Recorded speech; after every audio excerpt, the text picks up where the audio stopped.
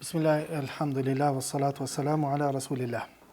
Jemi tek çështjet e ndryshme të abdesit dhe në kam bërë disa çështje me rëndësi që dietarët për to kanë mos patime se a janë farze apo nuk janë farze, a janë farze apo janë sunete të abdesit. Çështja e parë është çështja e renditjes. Çka është për qëllim me renditjen? Do të thonë njeriu kur thotë renditë gjëra, do të thonë i vendosin në vendin e duhur njëra pas tjetrës. Dhe këtu tek renditja e gjymtyrëve të abdesit është për qëllim që njeriu mi la dhe mi dhon mes aty në gjymtyrëve të abdesit ashtu siç ka ardhur në ajet kuranor në mënyrë të renditur. Domethënë me fillu me larjen e fytyrës, pastaj larjen e duarve deri mbi bryla, pastaj meshon mbi kokë, përkimin e kokës me ujë të lagur dhe pastaj larjen e këmbëve deri mbi zogj të deri mbi zogun e këmbës. Kjo është renditje që ka ardhur në ajet kuranor, edhe në hadithet pejgamberit sallallahu alaihi wasallam. Mirë, po kjo renditje a është farz, a është obligative apo është sunet? Që e bjen se nëse dikush ja fillon me larjen e këmbëve, pastaj ja nis me la fytyrën, pastaj durt. Domethënë ka filluar me larjen e këmbëve. A është abdesti i tij i vlefshëm apo jo? Ka mos pajtimi ndërmjet dietarëve. Tek shumica dietarëve renditja nuk është vajib. Shumica dietarëve nuk është vajib, ndërsa tek disa prej dietarëve, më thënë renditja është vajib. Ma saktë wallahu alem është renditja vajib. Dhe duke u argumentuar me disa prej argumenteve. E para me ajetin kuranor. Ajeti kuranor ya ayyuhalladhina amanu idha qumtum ila as-salati faghsilu wujuhakum wa aydiyakum ila al-marafiq wamsahu bi ru'usikum wa arjulakum ila al-ka'bayn.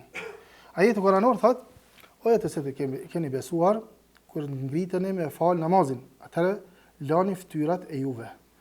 Dhe ka ardhur dhe lani duart e juve deri mbi bryla. Dhe jepni mes kokës dhe lani këmbët deri mbi zogun e këmbës. Tu ka ardhur vav. Tek dietarët arabishtës, çka dhe nuk do të thotë që ajo që vjen pas sajna vjen në mënyrë të renditur. Ka mundësi me kon në mënyrë të renditur, ka mundësi mos me qenë në mënyrë të renditur. Kur thu për shembull ka ardhur Muhamedi dhe Aliu.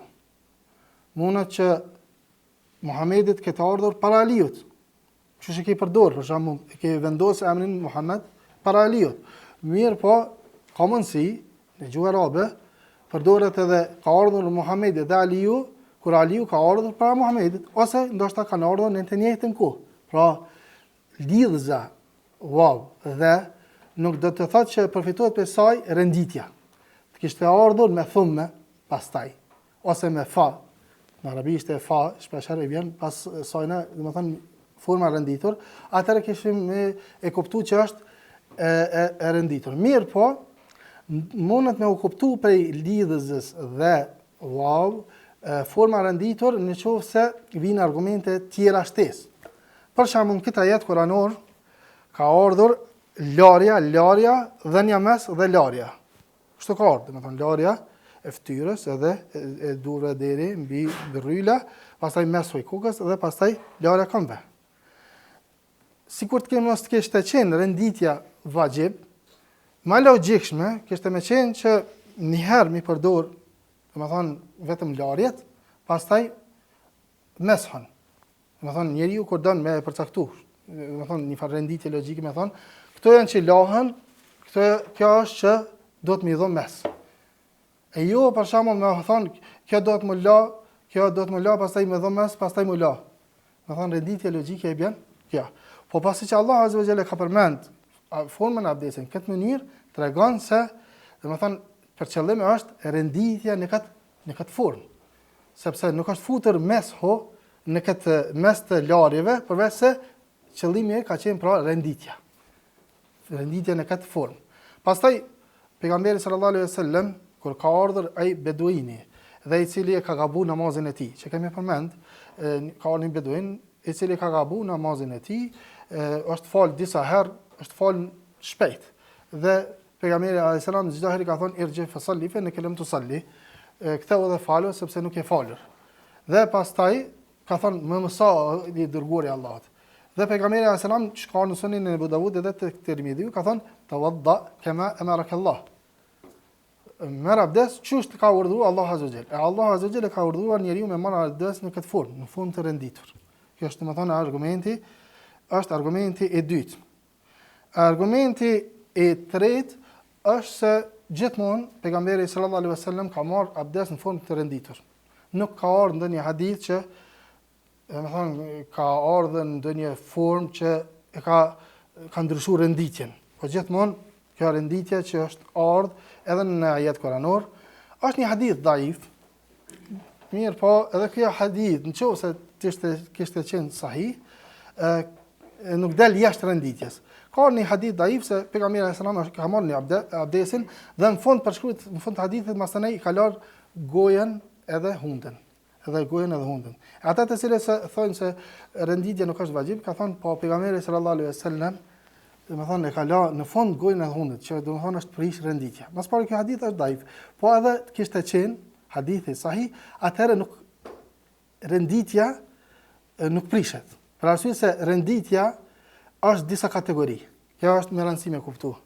Renditja tek gjymtyrët e abdesit është disa kategori. Kategoria e parë është renditja mes të farzit dhe farzit. E dyta është mes të sunetit dhe sunetit, e e treta në mes të farzit dhe sunetit. Mes të farzit dhe farzit, çto 4 gjymtyrë që Allah azza wa jall disa prej tyre na ka obliguar me i la, disa prej tyre na ka obliguar me i dhon mes, kurse kokës, domethënë renditja në mes të këtyre është vajib.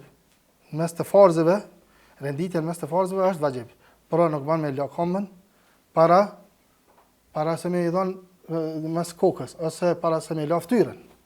Kjo është domethënë ka ardhur sepse kështu ka ardhur në fund të renditur edhe të qartësuar disa prej argumenteve. Mirë po, në qoftë se është renditja në mes të suneteve, për shembull, a bën me la fillimisht hunën, me shpërla hunën dhe pastaj gojën, themi se renditja në mes të sunetit dhe sunetit është sunet, nuk është vajib. E kemi përmendur më herët, domethënë atë mendimin e përgjithshëm që shpërlarja e gojës edhe hunës është sunet, sipas shumicës së dietarëve. Dhe domethënë a bën me la, kush thotë që është vajib duhet domethënë sipas tina me u përmbajt. S'bën me la hundën, me shpërla hunën para gojës. Nëse e shpërlan atëherë prishet renditja. Mirë po sipas dietarëve të tjerë që thonë se sunet ose për shembull larja pa llambë edhe domethënë disa suneteve të tjera, atëherë themi se renditja mes sunetit dhe sunetit është sunet, nuk është vajib. E kemi edhe kategorinë e tretë, e që është renditja mes të asaj që është sunet dhe vajib, themi se renditja është sunet. Dhe në këtë ky hadith i pejgamberit sallallahu alaihi wasallam, nëse do të ishte sahih, atëherë themi se këtu renditja nuk prish renditja, sepse sipas shumicës së dietarëve shpërlaja e gojës edhe hunës është sunet. Edhe në fund e ka bëu pejgamberi sallallahu alaihi wasallam, pra renditja nuk është ndryshuar, nuk ka psuar ndryshim edhe nuk prish ajo renditje. Pra renditja, domethënë është në mes të gjymtyrëve të abdesit është vajib, i përmendëm disa për argumenteve dhe pastaj përmendëm se kjo është disa kategori, me renditje mes të farzit dhe farzit, atëherë është themi që është farz, mes të sunetit dhe sunetit është sunet dhe mes të farzit dhe sunetit është sunet. Mirë po, kemi nevojë me sqaruar një çështje me rëndësi. Kjo është kur themi mes të farzit dhe farzit, i kemi për qëllim gjymtyrët e ndryshme të abdesit, sikurse fytyra, sikurse durë deri mbi rryla, sikurse koka dhe këmbët deri mbi zogën e këmbës. Domethënë këto janë të ndryshme. Mirë po, a obligohet njeriu me pas renditje, me bërë renditjen mes të gjymtyrëve të njëjta? Ka 2 durë njeriu, ka 2 këmbë. Domethënë obligohet që me pas renditje këtu, apo lejohet që edhe me la këmbën e majt, pastaj me la këmbën e djathtë. Themi se kjo renditje që është përmend ose që dietarët kanë përmendur se është vajib, ka të bëjë me gjymtyrët e ndryshme të abdesit. Ndërsa se përket gjymtyrëve të njëjta ose që kanë dy fishta, domethënë sikur se durt edhe këmbët, nuk është obligueshme renditja. Pse? Për arsye se Allahu Azza wa Jalla ka thënë në Kur'an: "Wa arjulakum ila al-ka'bayn wa aydiyakum ila al-marafiq." Ka thënë edhe lani duar deri mbi bërryla dhe këmbët deri mbi zogën e këmbës. Dhe këtu ka ardhur në mënyrë të përgjithshme, nuk është përcaktuar diçka, nuk është specifikuar diçka. Përderisa njeriu pra i lën duart edhe këmbët, ajeti kuranor nuk ka përcaktuar që me la fillimisht të djathën dhe pastaj të majtën. Pra ajeti kuranor është i përgjithshëm dhe përgjithshmja nuk kuptohet që lejohet edhe kjo edhe ja. Mirë po sunet është që me la fillimisht të djathën, pastaj të majtën. Mirë po nuk mund me thonë që është vajib. Nuk është mund me thonë se vajib. Dhe duke argumentuar me hadithin e pejgamberit sallallahu alaihi wasallam ku thotë se kanë nabi sallallahu alaihi wasallam yujibuhu tayammunu fi tarjulihi wa tuhurihi wa fi sha'nihi kulli. Pejgamberi sallallahu alaihi wasallam niste me të djathën në të gjitha çështjet e tij dhe hadithet e pejgamberit sallallahu alaihi wasallam kanë përshkruar abdesin e tij që ka filluar fillimisht me të djathën dhe pastaj të majtën. Mirë po kjo nuk është që është vajib, e argumentuar me ajetin kuranor që ka ardhur në formë të përgjithshme. Ka ardhur në formë të përgjithshme, nuk është përcaktuar diçka. Pra renditja është për qëllim me renditja mes të farzëve e që kanë të bëjnë me gjymtyrët e ndryshme të abdesit, jo me gjymtyrët e cilat janë të dyfishme ose domethënë gjymtyrë sikurse durt edhe këmbët të cilat janë gjymtyrë që janë është obliguar njeriu me la ato. Kjo është sa i përket renditjes. Shtrohet pyetja tjetër, kontinuiteti, vazhdueshmëria. A është vajib apo nuk është? Çka është më qëllim me vazhdueshmërinë ose me kontinuitetin? Është për qëllim se domethënë gjymtyrët, abdeset që njeriu është obliguar të lajë edhe të jap mes atyre, duhet të kryen njëra pas tjetrës pa pas ndonjë ndërprerje të madhe mes tyre. Për shembull, nëse njeriu shkon tek vendi ku duhet me marr abdes, edhe hap, do të thonë, që thonë rubinetin, domethënë e hap dhe pastaj e ka la fytyrën, është ndal ujë. Dhe pastaj ka shkuar me lyp ujë me ndonjë shishe, ndonjë kazan ose diçka tjetër dhe po don me e vazhdu. Atëherë themi se këtu ka një farë ndërprerje, një farë ndërprerje. A kushtëzohet kjo, domethënë a kushtëzohet që larja e gjymtyrëve dhe dhënia mes të jetë në mënyrë të vazhdueshme pa ndërprerje të madhe apo nuk kushtëzohet? Ka mospajtime ndërmjet dietarëve. Ma saktë është që është domethënë vajib. Ma saktë është që është vajib dhe këtu është për qëllim, para se me përmend argumentet, është për qëllim koha, sepse nganjëherë njerëzit mund të kesh kuptuar gjërat. Për shembull, nganjëherë i ndodh dikujt, për shembull, është ftohtë. Edhe thot unë nëse nuk i shih me peshqir pjesët e abdesit, atëherë ka mundësi më ftof, është shumë ftoft.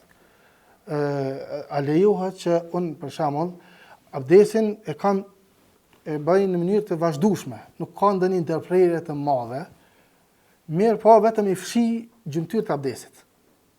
Sikur për shembull, i laj durt ose i laj fytyrën, pastaj e fshi fytyrën më njëherë, ose i laj durt edhe pastaj i fshi ato me peshqir më njëherë, edhe këmbët me peshqir me njëherë ose me pallum, domethënë me letra higjienike edhe të ngjashme, i fshi me njëherë sepse frikohet se mos po ose ka ndonjë smundje ose diçka.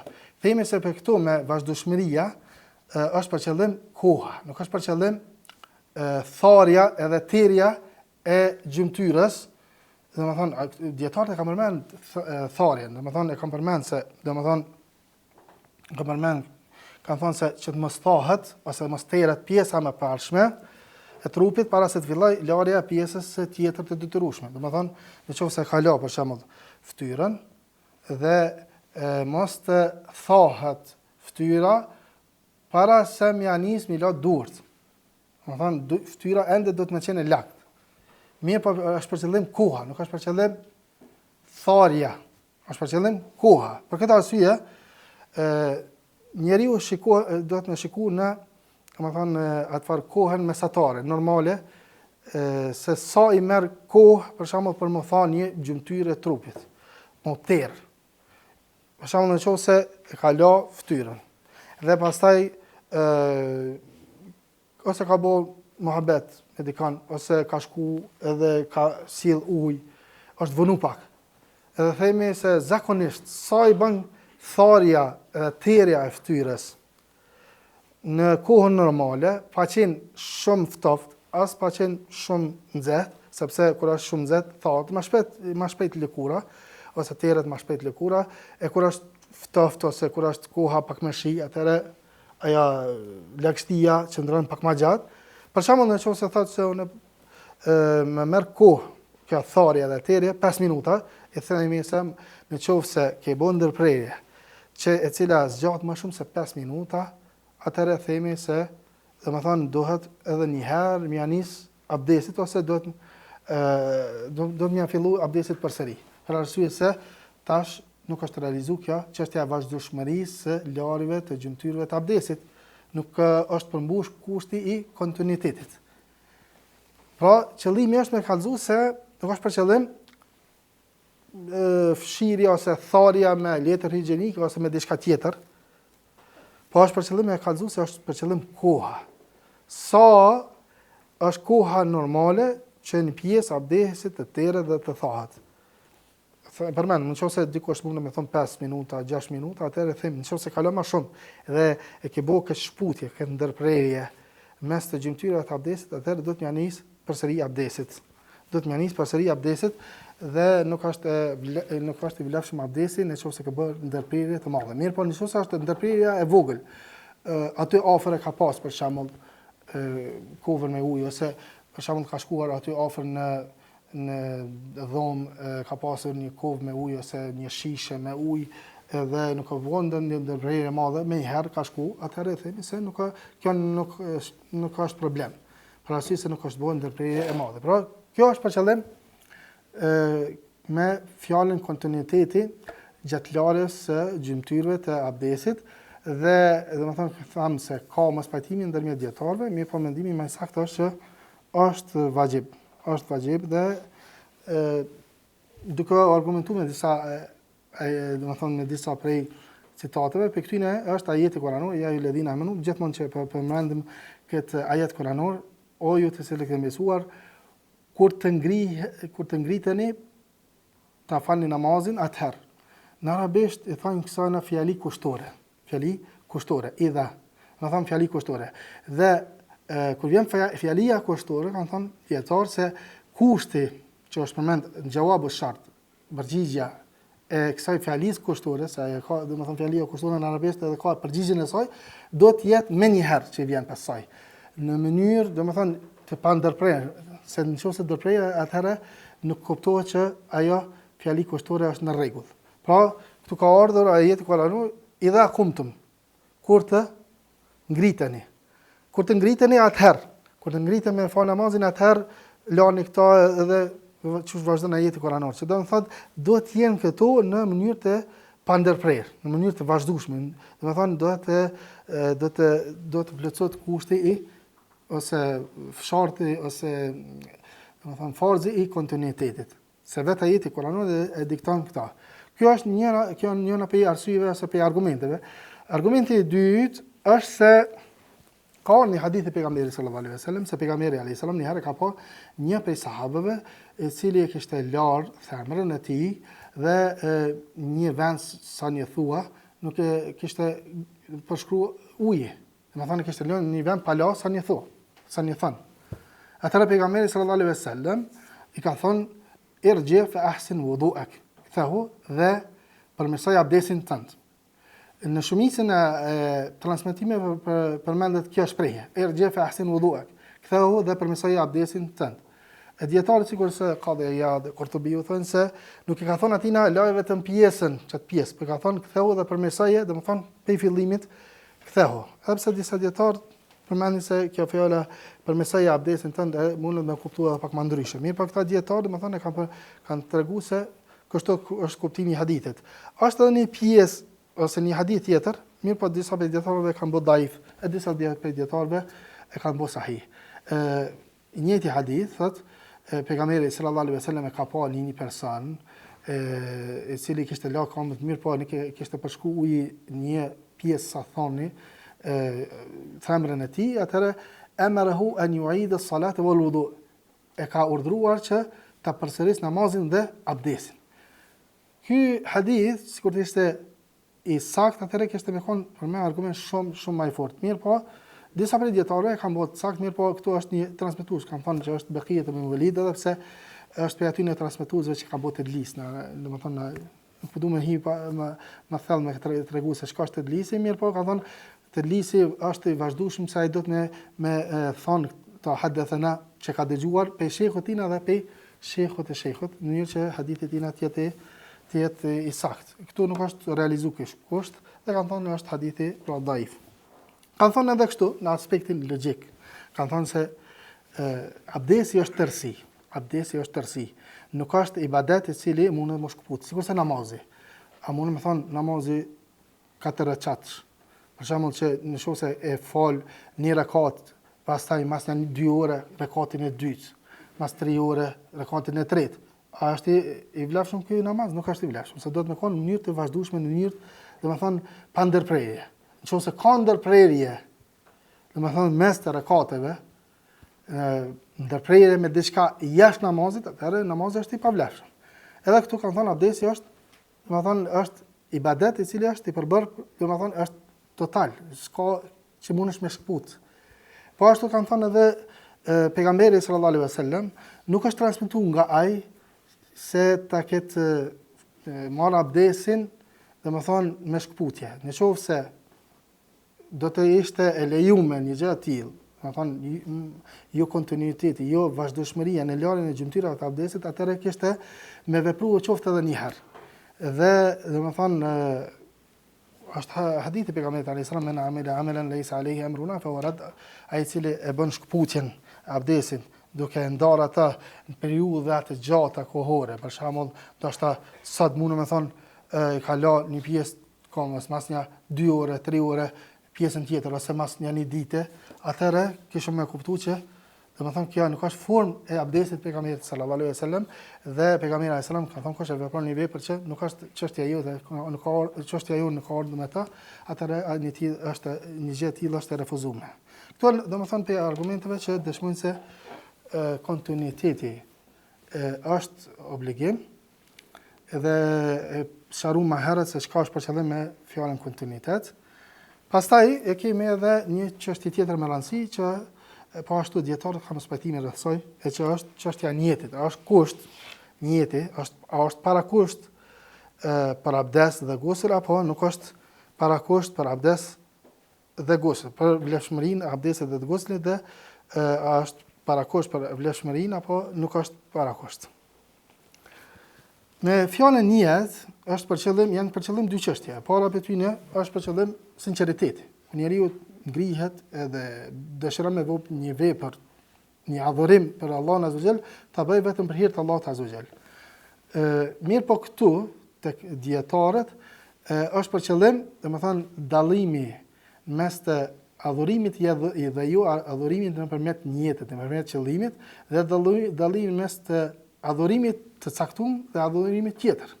Pra njeriu nëpërmjet niyetit e bën dallimin mes të adhurimit, diçkaje që është adhurim, dhe diçkaje që nuk është adhurim. Dy persona mundën më ngrit edhe me i botë dytë lëvizjet e namazit. Mi për i pare ka për qëllim falën e namazit, tjetër gjimnastik. Ose të dytë për shembull mundën me ula, me marr gusl, me ula, domethënë të tërë. I pare për tyne ka për qëllim, domethënë guslin, që sidomos atë guslin që është vajib që do të vjen. E tjetër mund të domethënë është nxehtë, është ka për qëllim freski. Pra niyeti e bën dallimin mes të adhurimit dhe jo adhurimit, diçka që është e zakonshme, po ashtu mes të adhurimeve, kur njeriu për shembull ngritet për me fal namaz, i pari e fal namazin e drekës, i dytë e kindis, ose tjetri i pari për shembull fal farzin e sabahit, i tjetri e fal sunetin e sabahit. Të dytë kanë njëjtin, janë duke falur me të njëjtën formë. Mirë, po niyeti është ai i cili e bën dallimin mes të adhurimeve. E këtu është për qëllim, pra ky niyeti i cili e bën, domethënë dallimin mes të adhurimeve. Pra, a kushtëzohet njeriu që, domethënë duke marrë abdes të bëjë gjithsesi niyetin apo bën edhe me marrë abdes, forma me kon abdesit mi po pa niyet, pa kur fa niyeti. Ka mos pajtimin ndërmjet dietarëve, shumica e dietarëve e kushtëzojnë niyetin. E kushtëzojnë, e vënojnë parakusht niyetin, do thonë niyeti duhet mi parapri adhurimit të abdesit. Sepse nëse nuk e bën niyet njeriu që ta merr abdesin, atëherë abdesi i tij është i pavlefshëm. Kështu kanë thënë edhe për guslin. Dhe kjo është mendimi më i saktë. Dhe për këtë dëshmojnë shumë prej argumenteve.